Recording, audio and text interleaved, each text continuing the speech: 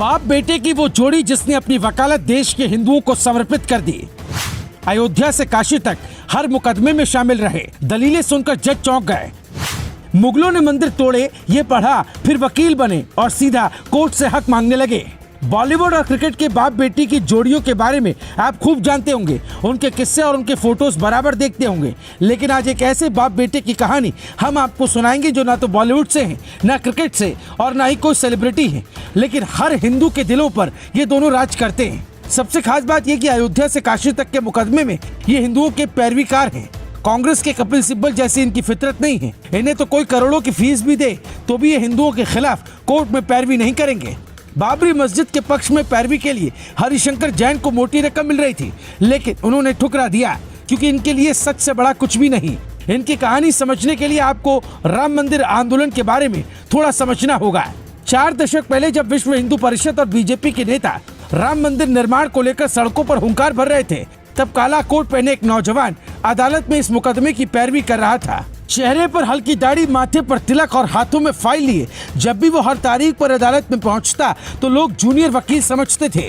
बाबरी मस्जिद के पक्ष में पैरवी करने वाले बड़े बड़े वकील भी शायद इस बात से अनजान थे जिस हरिशंकर जैन को वकालत के शुरुआती दिनों में लोगों ने ज्यादा तवज्जो नहीं दी होगी। वो आज मंदिर मस्जिद विवाद मामले के सबसे बड़े वकील के तौर पर अपनी पहचान बना चुके हैं।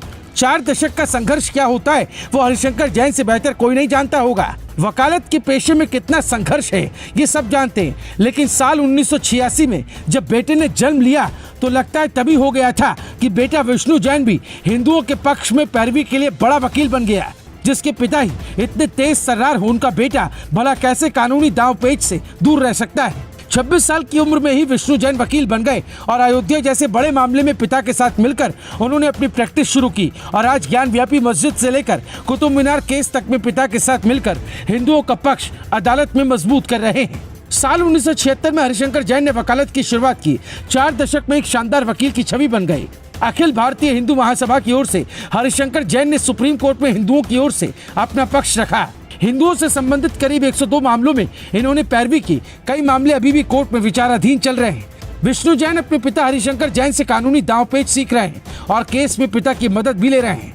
अयोध्या, मथुरा, कुतुब मीनार के अलावा लखनऊ के टीले वाली मस्जिद के शेष गुफा होने का दावा भी किया।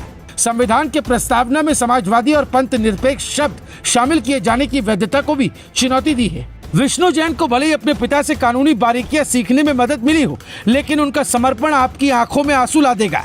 जिस दिन को दुनिया बाबरी मस्जिद विध्वंस के तौर पर देखती है, 6 दिसंबर 1992 को हरिशंकर जैन ने अपनी पत्नी और विष्णु जैन ने अपनी मां को खो दिया। मां तो मां होती है, भला बेटा कितना भी ज्ञानी हो, भावुक क्यों ना होगा, लेकिन विष्णु जैन को अपनी मां की ममता के साथ साथ अदालत की तारीख भी याद थी। 20 दिसंबर 1992 को जब 13वीं खत्म हुई तो सीधा विष्णु जैन हिंदू पक्ष की याचिका लेकर इलाहाबाद हाईकोर्ट पहुंच गए। यही वो डेडिकेशन है जिसने हरिशंकर जैन और विष्णु जैन को आज हिंदुओं का हीरो बना दिया है।